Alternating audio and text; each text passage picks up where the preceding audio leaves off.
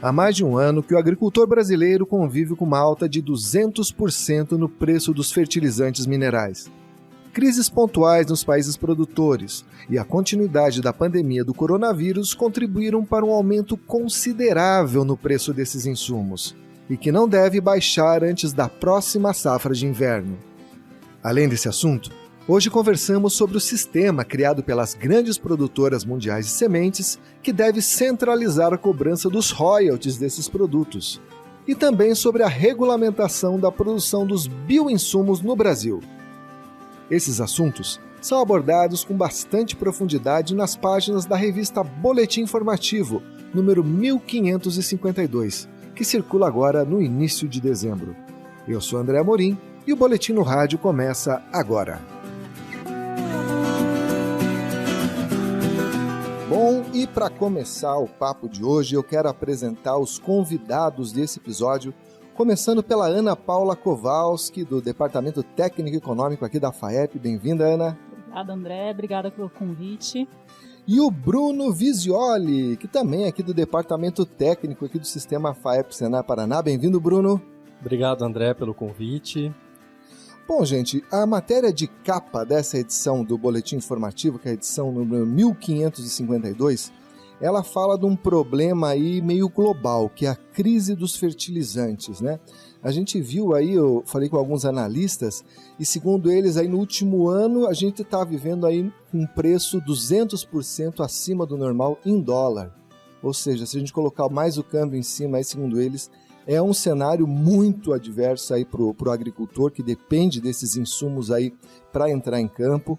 Então a gente tentou fazer uma geral, aí ver de onde veio esse problema e o que fazer para a gente tentar pelo menos contornar ele, né? Ana, eu estava vendo aqui que o peso dos fertilizantes no custo de produção, vamos dizer assim, de uma hipotética lavoura de soja na região de Londrina, saíram de 20%, né, eles eram 20% do custo de produção, para 31% em 12 meses. Isso, você já tinha visto um aumento tão significativo assim em tão pouco tempo, Ana? Não, é com certeza uma situação inédita, André. Muito peso desse desequilíbrio de mercado ocorrido devido à pandemia, né? Então a gente ainda vê reflexo disso, mas realmente é uma combinação de fatores que tem feito com que esse custo de fertilizante tenha subido muito, né? Assim como outros insumos, né? A gente tem visto tanto no setor energético, vários insumos encarecendo, mas o fertilizante realmente, como ele já tinha um peso muito grande, ele ainda aumentou mais. E a gente tem, como você sabe, uma dependência muito grande de importação. Então, com certeza, o produtor está sentindo impacto no bolso e essa safra vai ser uma safra desafiadora para o equilíbrio de custo e receita, com certeza. A gente viu, né, que os custos nessa lavoura hipotética de soja, né, subiram nessa magnitude, mas agora se a gente pensar na safra de inverno que está vindo lá na frente, Ana, uma safra que tem bastante milho, muito trigo, aveia, cultura de inverno, esse tipo de cultura eles demandam mais fertilizantes do que uma leguminosa, por exemplo, ou demanda um tipo de fertilizante mais caro, mais nitrogenado? O cara pode ter um impacto maior no inverno? A soja a gente tem um benefício de fazer inoculação, né? Então a gente não tem adubação nitrogenada, né? Ou tem muito pouco, não deveria ter pelo menos. Então tem esse diferencial principal aí. Mas o que vale destacar esse ponto, André, é que talvez o cultivo de inverno agora, né, que está começando a ser planejado aí para entrar a campo já com milho safrinho no início do ano, de segunda safra, inverno, né? Vai ser o mais problemático, digamos assim, porque ele pegou, na verdade, um custo alto de aquisição do insumo, o preço da commodity do trigo ou do milho continua elevado, né? Não tende a cair muito do que a gente tem visto, mas o custo de compra desse fertilizante foi o maior. Quem comprou para a soja, que foi plantada lá em setembro, ainda comprou num patamar de preço um pouco mais baixo. Agora a gente está praticamente no pico desses preços de fertilizantes. Então, realmente, o ponto de equilíbrio para essa safra, para esse milho segunda safra agora, e para o trigo que vem logo na sequência, vai ser o mais desafiador. Para a soja, que começa a ser plantada lá em setembro do ano que vem, a gente já tem uma perspectiva de mercado um pouco melhor, né? Que esses preços eles comecem a se estabilizar e começar a cair a partir do segundo trimestre do ano que vem. Então, realmente, esses cultivos de inverno e segunda safra vão ser os mais desafiadores em termos de equilíbrio de custo e receita. A gente viu, né, nesse exemplo que está na matéria citado, dessa lavoura de Londrina, então chegou aí a 31%, quase um terço do custo de produção por conta do fertilizante. Isso é muito fora da curva, sim, ou é uma realidade que às vezes é comum de você encontrar numa lavoura? Esse aumento percentual realmente ele é maior da série histórica que a gente acompanha aí de custo de produção, né, dos componentes do custo de produção, mas em geral o fertilizante tem sim um peso muito alto no custo variável ali de implantação da lavoura mesmo. Isso é característico, não foge muito à regra. Insumos como defensivos agrícolas e fertilizantes são de maior peso em geral, né? Eu estava vendo questões em relação ao barter, né, a relação de troca, né, que o pessoal faz, também está bem desfavorável aí para o produtor. E uma coisa que me chama a atenção, né, porque essas commodities elas estão muito valorizadas, né? E mesmo assim a relação de troca assim piorou consideravelmente para o produtor entre setembro do ano passado e setembro desse ano, que é os dados que tem nessa reportagem, né? A relação ainda não está desfavorável, digamos assim. O custo dos insumos ainda não está ultrapassando o preço que o produtor está recebendo pelo produto final, pelo grão, pela soja, pelo milho, pelo trigo. Mas a margem que ele estava tendo, principalmente em relação à safra passada, com certeza vai reduzir. Então ele vai precisar de mais sacas de produto para pagar o fertilizante que ele comprou. Ainda é uma relação positiva, né? Na maioria dos casos, mas é aquilo que eu vou repetir de novo, que eu já citei desde o começo da nossa conversa aqui. O produtor vai ter que ter muita atenção em alternativas para reduzir esse custo, porque realmente vai ser um ponto de equilíbrio delicado. E a gente viu, até a gente cita, né, no título dessa reportagem, que foi uma tempestade perfeita, né, porque você teve problemas de mercado, né, ou seja, o próprio preço das commodities aí puxando para cima o preço dos insumos, né, você teve problemas políticos nos países produtores, né, na China, na Rússia, na Bielorrússia, e problemas energéticos, ou seja, o pessoal precisa direcionar, às vezes, a produção de gás natural para energia e você deixa ali a cadeia de nitrogenado, às vezes de fosfatados, desativada um pouco, o que acaba colocando menos produto no mercado. Então, é isso que a Ana falou, é muito importante aí, hein, ouvinte? Às vezes você não vai conseguir vender a tua soja por um preço maior, mas você pode reduzir o custo da tua produção para você ficar com as contas no azul, né? Então eu queria perguntar para o Bruno, e diante de um cenário desse, de fertilizante em preços aí estratosféricos, aí, o que o produtor pode fazer dentro da lavoura dele para minimizar esse baque aí nas contas? André, muito bem colocado a questão dos nitrogenados com o direcionamento do gás natural. Lembrando que o produtor entender, né, os adubos nitrogenados, principalmente a ureia, ele depende do petróleo, então se tem alta no petróleo, tem alta nos nitrogenados. O que a Ana comentou também, né, muito importante, que a soja são 30%, levando em consideração que não se vai adubo nitrogenado na soja. A safra de inverno ela fica mais cara por causa do uso tão grande dos adubos nitrogenados. E aí que o produtor pode se valer de inúmeras alternativas. Quando a gente fala em alternativas a nitrogênio, que é o elemento mais caro, é um dos adubos mais caros e mais poluentes, nós temos dois benefícios: redução de custos e destinação também de outros produtos que já estão no mercado. Cama de aviário é uma possibilidade, caso o produtor esteja inserido numa região produtora de aves. O Paraná é um grande produtor de aves, então cama de aviário tem com uma certa facilidade no estado. Mas o consórcio de plantas, a rotação de culturas, são alternativas muito benéficas e muito viáveis. Quando a gente fala também em produtos biológicos ou inoculação, a primeira ideia que vem à cabeça é soja e o Rhizobium. Uhum. Mas tem inoculantes também para milho, para trigo, para cana-de-açúcar, que também fazem a fixação biológica do nitrogênio, não com a mesma eficiência do Rhizóbio e a soja.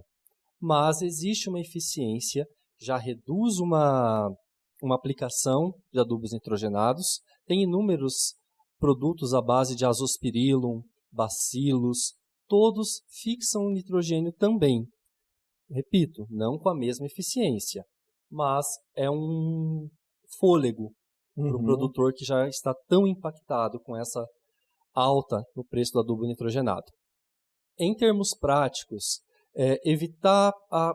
o produtor economiza adubo evitando perda de solo, evitando erosão. E eu bato sempre nessa tecla, né? A erosão ainda ela acontece no estado. Perde-se muito por erosão. E quando você está perdendo o solo, você perde o adubo que você aplicou. Então, a melhor forma de você economizar adubo é não perdendo o solo, é mantendo a palhada, é mantendo ali a cobertura. Por quê? Porque as plantas funcionam mesmo como bombas, né? Elas pegam esse nutriente lá da camada mais profunda do solo e colocam ele na camada mais superficial. Isso acaba gerando uma economia para o produtor.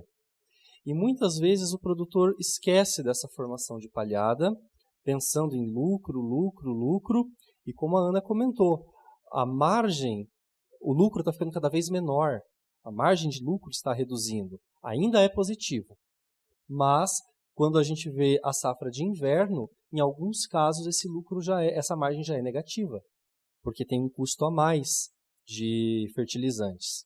Então o produtor precisa pensar nessa formação de palhada e pensar principalmente numa adubação de sistema.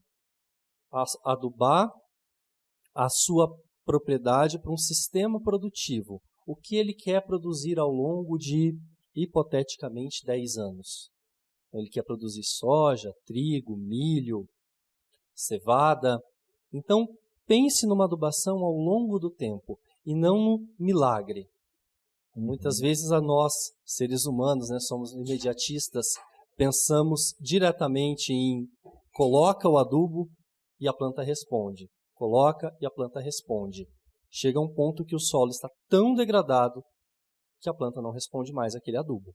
E você comenta, né, Bruno, nessa reportagem, uma forma que nos chamou muito a atenção, que é uma alternativa aí que às vezes fica esquecida aí pelo produtor paranaense, que é a rotação de cultura e uso de consórcios, né, para você reduzir essa dependência de fertilizante químico. Como é que funciona isso?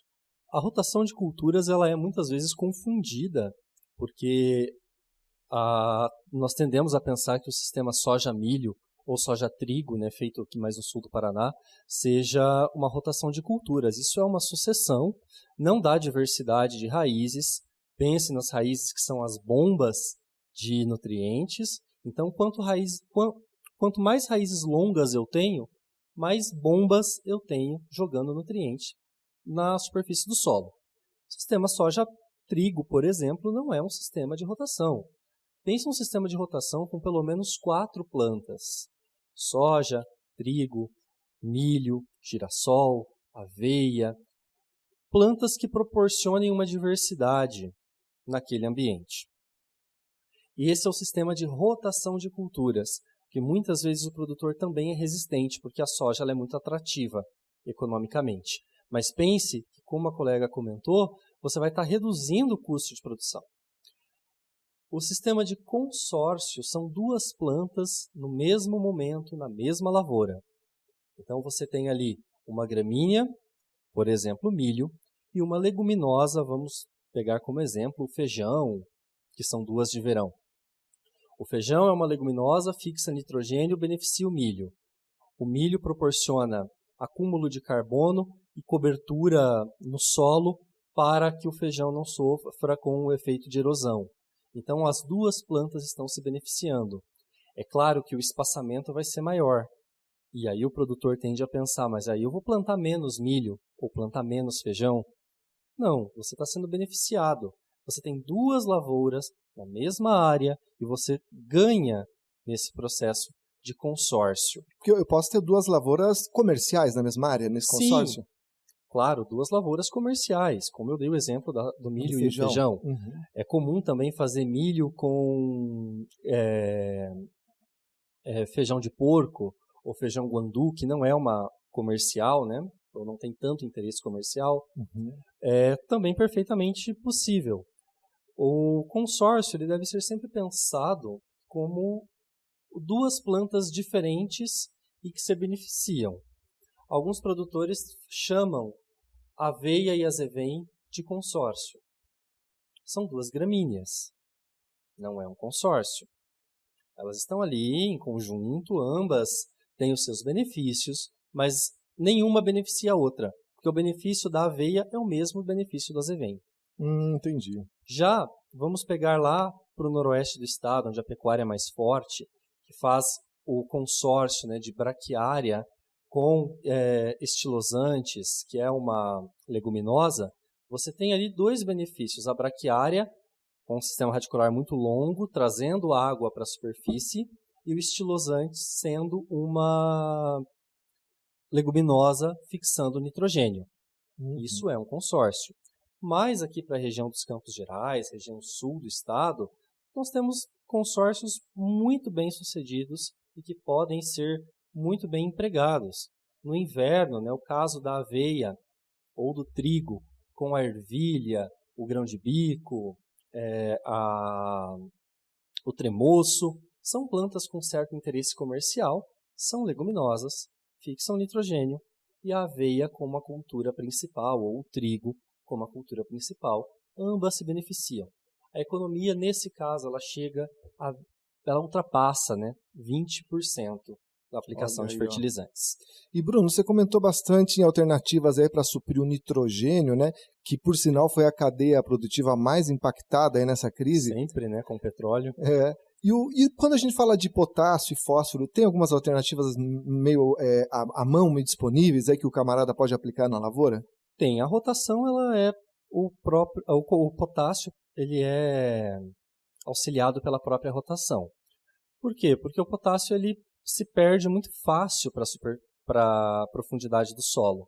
Então eu preciso de uma raiz para tirar aquele potássio lá da subsuperfície e trazer para cima de volta. Então, braquiária, girassol, que tem sistemas radiculares muito longos, beneficiam o potássio. Cinza de caldeira beneficia potássio, casca de café, palha de arroz, todas têm grande concentração de potássio. Alguns resíduos de siderurgia também têm bastante potássio, mas aí eu aconselho o produtor a ter um laudo e uma análise, porque eles podem ter algum contaminante. Então, resíduo de siderurgia também tem, mas com cautela. O fósforo já é mais complexo, porque ele tem uma complexidade muito grande, né, com o solo. Ele é muito difícil de ser mobilizado no solo e só tem uma rocha. Mas, como a argila e os solos do Paraná são muito argilosos, a gente lança mão agora de uma nova tecnologia, que é uma tecnologia biológica, lançada e desenvolvida no Brasil, que solubiliza, tira o fósforo que está retido na argila e coloca ele novamente disponível para a planta. Funciona como uma lixa, né? Ele vai lixando a argila e liberando aquele fósforo que ela segurou durante anos. Nós temos uma reserva muito grande de fósforo nos solos, mas isso está imóvel. Com essa tecnologia biológica, o fósforo se torna disponível às plantas. Você falou uma coisa muito interessante aí, Bruna, que a gente tem o fósforo está ali presente no solo, né, que foi aplicado já ao longo de anos, mas Sim. não está disponível, né? Tem vamos dizer assim, uma ideia geral aí entre muitos agricultores que o solo, digamos assim, retém gordura, retém fertilizante. Eu venho aplicando fertilizantes ao longo de 10 anos, então se um ano eu aplicar menos, tudo bem, porque ele tem essa gordura, entre aspas, para queimar, né? Essa é uma ideia bastante recorrente. Isso existe? Solo retém gordura para queimar quando fala de fertilizante? Isso é uma meia-verdade, porque o efeito residual dos adubos ele existe. De um lado, se eu passo 10 anos aplicando adubo numa área, é claro que em um ano aquilo está melhor do que há 10 anos atrás. Isso é matemática. Mas não quer dizer que isso dispense próximas adubações ou que eu estou garantido. Até porque você produziu, saiu grãos da sua área, saiu produtos, né? Vamos falar de forma geral, saiu grão de soja, grão de trigo, saiu um pé de alface, saiu uma raiz de mandioca, saiu um produto. E junto com o produto saiu o nutriente. E esse nutriente veio do adubo, então saiu o adubo também. A chamada exportação de nutrientes. Então o solo não tem esse efeito por muito tempo. É um efeito residual que existe. Nós chamamos de construção da fertilidade do solo. Você pega um solo zerado hoje, você tem que colocar um número X de adubo. Daqui 10 anos você vai aplicar menos do que você aplicou há 10 anos atrás. Porque você, ao longo de 10, 20 anos, você foi construindo essa fertilidade. Mas não pense que hoje esse ano está caro e eu vou deixar de comprar porque eu estou aplicando há 10, 20 anos o mesmo adubo, esse ano eu não aplico. Isso é uma ideia equivocada. Vai dar prejuízo, não vai dar a mesma produtividade do ano anterior. Não vai dar a mesma produtividade do ano anterior. E esse é um assunto que vem surgindo nas reuniões da Comissão Técnica de Grãos, Ana? Com certeza. É um assunto agora de maior preocupação, né? Porque realmente com aquele peso de 30% de custo de produção e a necessidade de você ter uma decisão, né? Vou adubar menos, né? Vou ter condições de adubar plenamente com esses preços elevados. Tenho uma propriedade com plantio direto consolidado, com uma rotação de cultura boa, posso, né? Me aventurar aí, digamos assim, num manejo diferenciado. Então, realmente, isso é um ponto de atenção máximo nesse momento. Eu sou leigo na área, né? Mas eu imagino que numa situação como essa, né, às vezes você está buscando uma alternativa, né? Você está saindo daquela tua região de conforto, eu acho que é fundamental que o produtor faça uma análise de solo antes de tomar qualquer decisão, né? Com certeza. A análise de solo ela é muito barata, ela diz muito sobre o solo e, como a Ana comentou, a preocupação é se vai adubar mais ou adubar menos. Eu digo que adubar de forma correta, nem mais ou nem menos, de forma correta. E como você faz a adubação de forma correta? Pela análise de solo. A análise de solo ela vai dizer sobre a saúde do solo. E a chamada agricultura de precisão, que hoje é tão comentada, ela vem de o básico de uma agricultura de precisão é uma análise de solo. E tem muitos produtores que acabam não lançando mão dessa informação da análise por medo do quanto aquilo vai custar. Um levantamento rápido, você fazendo aí, é 50, 60, 70 reais. É um custo muito pequeno em relação a todo esses 30% que a Ana comentou. E falando um pouco de um outro insumo, né, Ana? Eu conversei com o pessoal da Apazem para falar de semente, né, para saber se também os insumos, aí já que está subindo tudo, né, se a semente também ia ter algum problema. Me passaram uma mensagem assim muito tranquilizadora, que não houve quebra significativa assim na produção de semente, então não vai faltar semente, não deve subir muito o preço da semente. Mas tem uma novidade no mercado de semente que eu queria comentar com você, que é o projeto Cultive Biotech, que as maiores produtoras, né, as grandes, né, produtoras de tecnologia aí do mundo, a BASF, a Bayer, a Corteva, que é a antiga Dow AgroScience, né, e a Syngenta, anunciaram aí uma forma de fazer uma cobrança geral aí pelos royalties das sementes, né, Ana? Como é que vai funcionar isso? Bem, o produtor, na verdade, ele já está muito familiarizado com essa cobrança pela Bayer, né? Pela compra da semente Intacta 2, né? RR, a Intacta que está sendo comercializada agora. A RR foi a que abriu o mercado, agora já não tem mais patente ativa, né? Mas o que de fato vai mudar para o produtor é que essas 4 empresas que você citou, elas passam a ter um sistema de cobrança desses royalties unificado e um sistema de recebimento desse grão lá no ponto de recebimento, né, seja cooperativa, cerealista, também único. Então, você só tinha no mercado a biotecnologia da Bayer sendo comercializada, né, a Intacta atualmente, e né, a partir dessa safra já a Intacta 2 Extend também. A partir do ano que vem, outras vão entrar nesse mercado também, e isso dificultaria um pouco esse processo de recebimento, porque você teria que diferenciar diferentes tecnologias de diferentes empresas, e isso podia dar alguma morosidade, alguma dificuldade do produtor se adaptar ao sistema de uma, ao sistema de outra. Então, essas empresas resolveram unificar unicamente esses processos de recebimento e de cobrança de royalty. A venda, a pesquisa biotecnológica em si continua à parte, né, sendo um trabalho de cada empresa. E para o produtor que costuma salvar a semente de uma safra para outra, como é que vai funcionar esse sistema? Para esse produtor, na verdade, é ele que vai sofrer o principal impacto, digamos assim.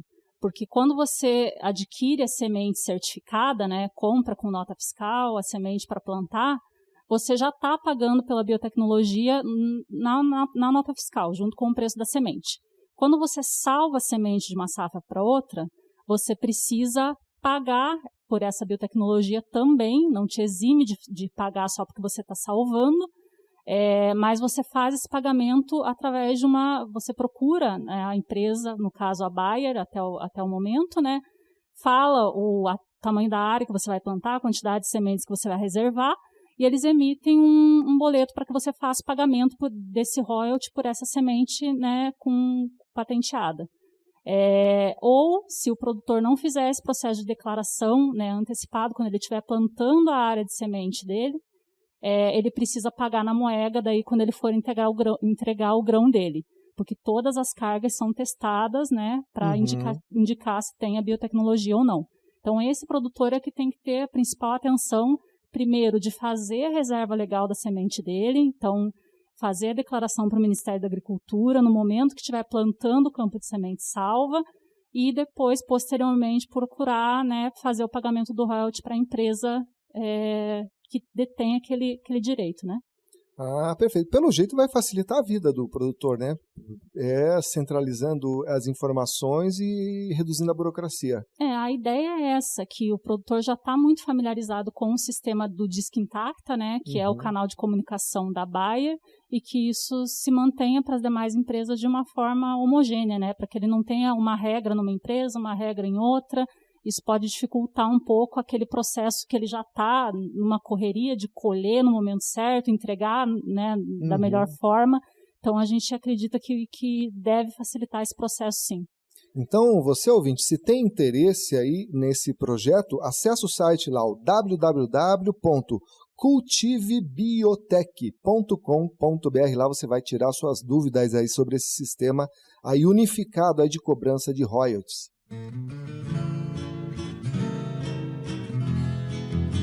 E mudando um pouquinho de assunto, nós temos aqui a FAEP e a Embrapa estão participando da construção de uma proposta para a legislação de produção de bioinsumos.